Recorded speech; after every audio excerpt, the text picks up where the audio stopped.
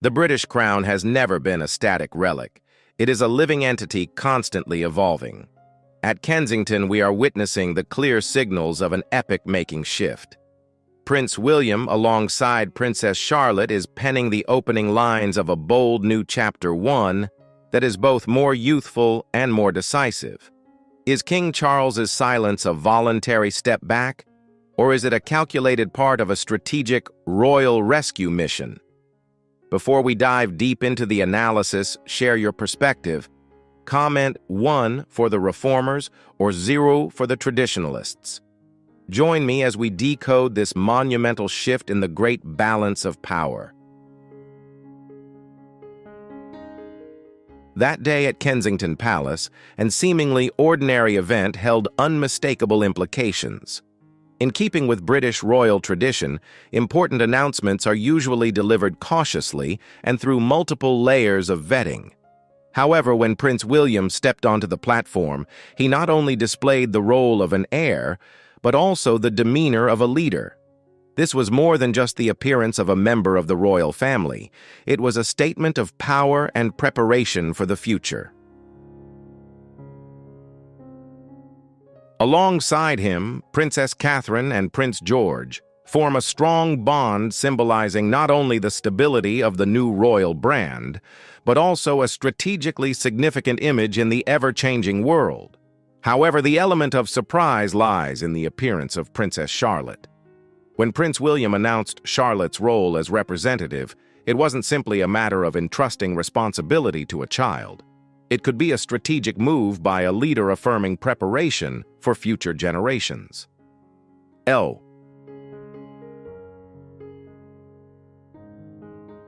The hypothesis is, could this be a strategic move to elevate the roles and status of members of the royal family?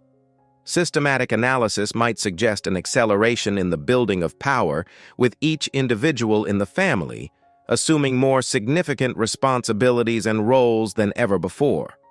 But the real question is, will this shift lead to a smooth transfer of power, or is it merely a harbinger of far-reaching changes in the future of the British monarchy?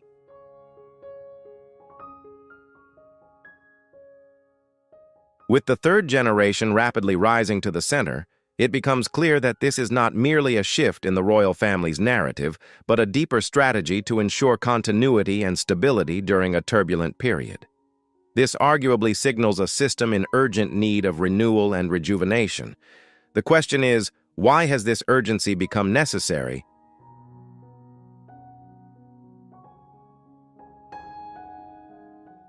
Public opinion is raising questions about this. Could the functioning of King Charles's reign be facing challenges unknown to the public?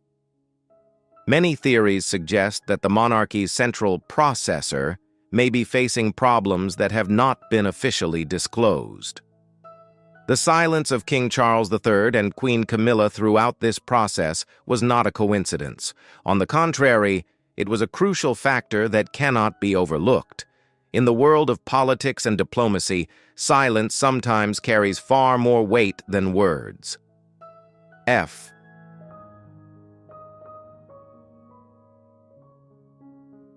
These silent actions may be a strategy to project subtle power or to avoid comments that could alarm the public.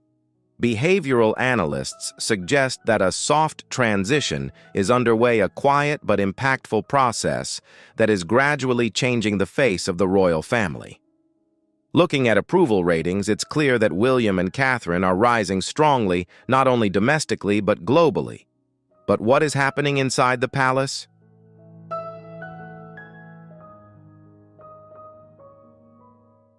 Unverified reports suggest that King Charles's system is showing signs of overload. Postponing visits, canceling schedules, and withdrawing from energy-intensive events are not mere coincidences. Are these warning signs of impending change or simply temporary difficulties? The truth may be more complex than it appears on the surface.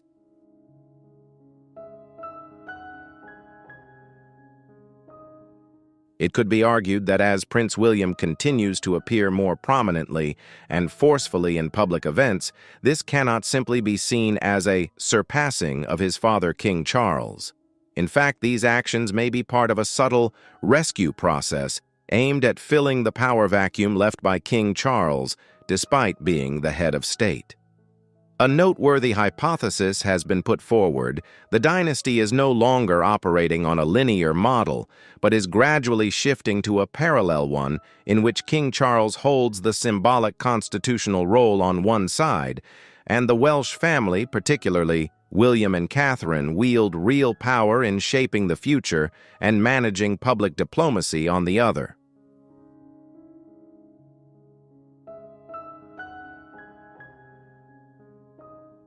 William's decision to visit the Manchester Children's Hospital instead of attending the King's meeting should not be interpreted as rebellion or a challenge to authority. It may be a strategy of resource optimization, where each member of the royal family takes on the most important fronts depending on their influence and capabilities. These decisions can help allocate resources more effectively, given the enormous workload and responsibilities the royal family faces.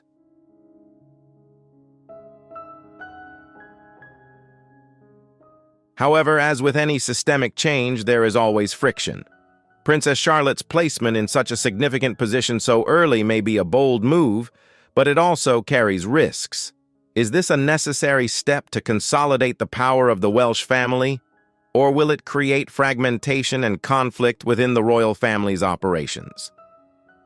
This question remains open, and we will have to wait and see whether this strategy will strengthen the royal family in the future or create unforeseen challenges.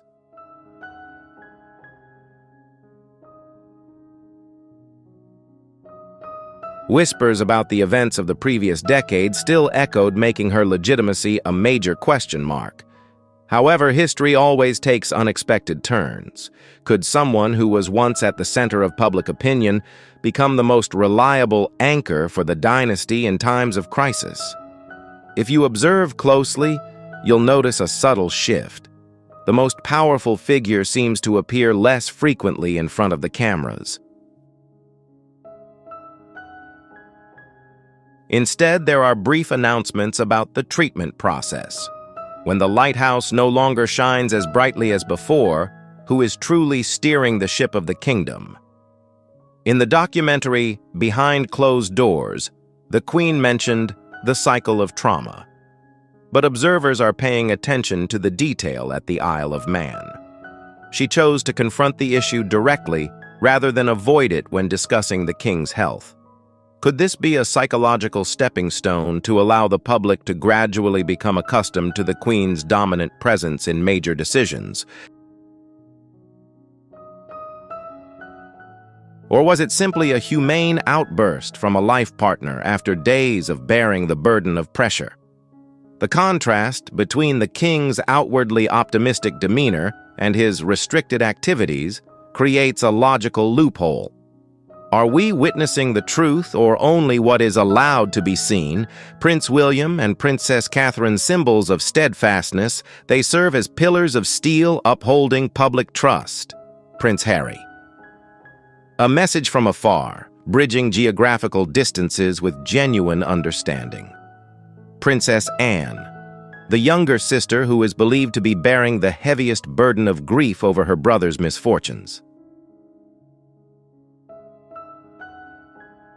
But just when the world believed the royal family had established a solid defense line, a new crack appeared right at the epicenter. In November 2024, an unprecedented event occurred: a mass absence. Queen Camilla unexpectedly canceled important ceremonies at Westminster Abbey.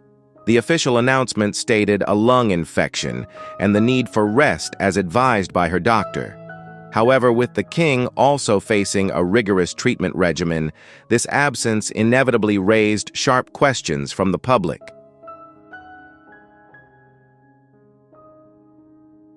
Is this merely a medical coincidence, or a sign of a system being overwhelmed by immense pressure? The fact that the Duchess of Gloucester had to replace her at important diplomatic events sparked a wave of conspiracy theories. Was the true state of the royal court being concealed to avoid a widespread crisis of confidence?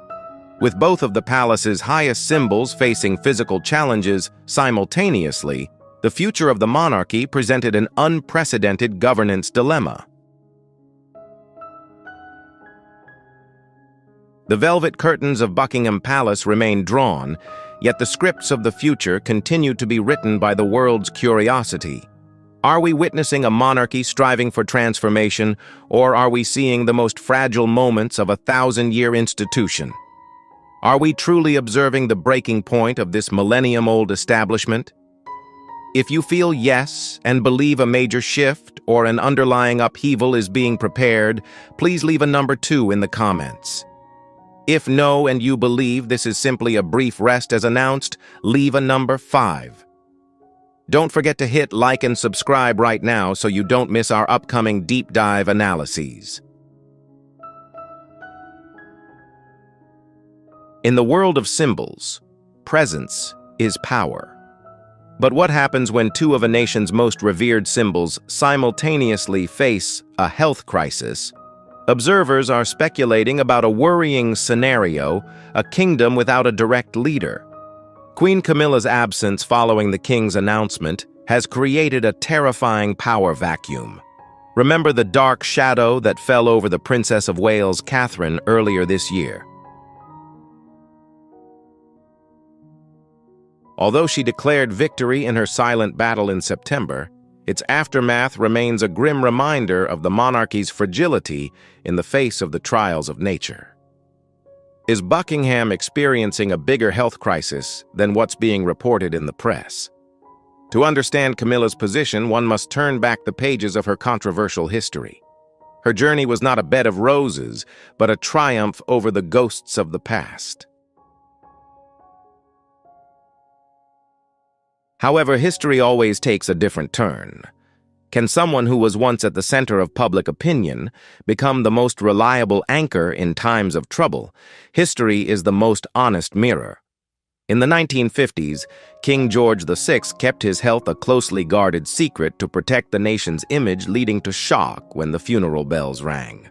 In contrast, Princess Margaret chose to publicly acknowledge her decline, bridging the gap with the common people.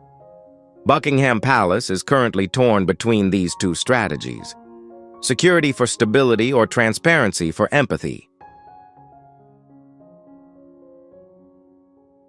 In November 2024, an unprecedented event occurred, a mass absence, when both the King and Queen had to temporarily leave the stage due to health reasons. An astonishing power pause occurred. Camilla's dedication to organizations such as Macmillan, it's not just a ceremonial role, but an inner empathy. But when the torchbearer also faces the cold winds of exhaustion, who will be there to give her strength? Perhaps these rifts are the strongest glue binding the royal family and the people together. We stand before a new chapter in British royal history, where the lines between privacy and official duty are blurred more than ever. Apologies for absences, optimistic announcements of recovery, and even veiled silences, all are creating a multifaceted picture. Where does the truth lie behind the closed doors of the palace?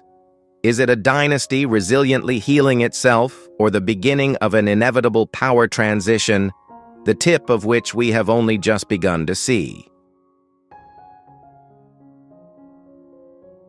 Our investigation goes beyond dry medical reports, delving into an unprecedented psychological shift. Queen Camilla, once a figure at the center of controversy, is becoming a symbol of empathy. Why did she choose to confront serious illnesses like cancer and osteoporosis with such determination? This is explored in the organization's coffee chat sessions. Macmillan, or those quiet visits to the laboratories, were not just a ritual. It was her way of humanizing the crown.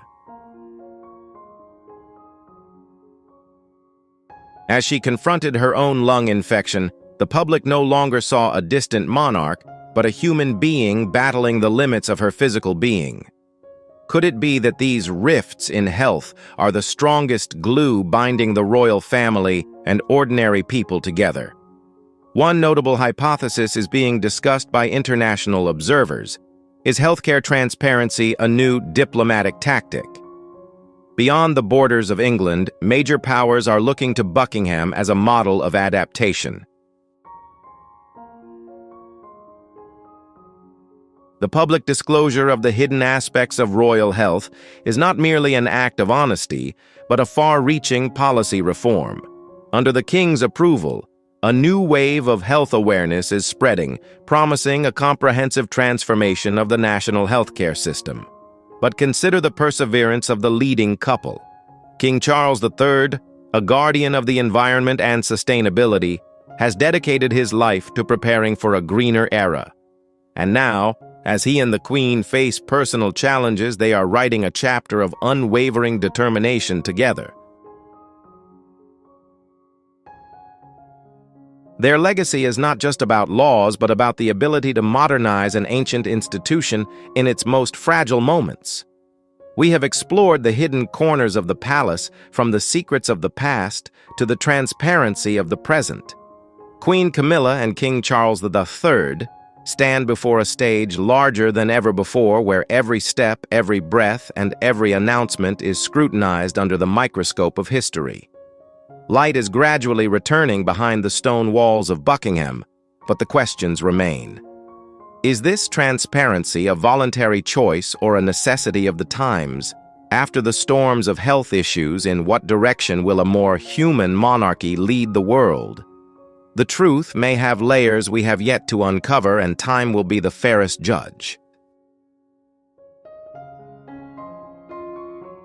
Ultimately, the crown may be cast in gold, but it shines only through the support of millions of hearts.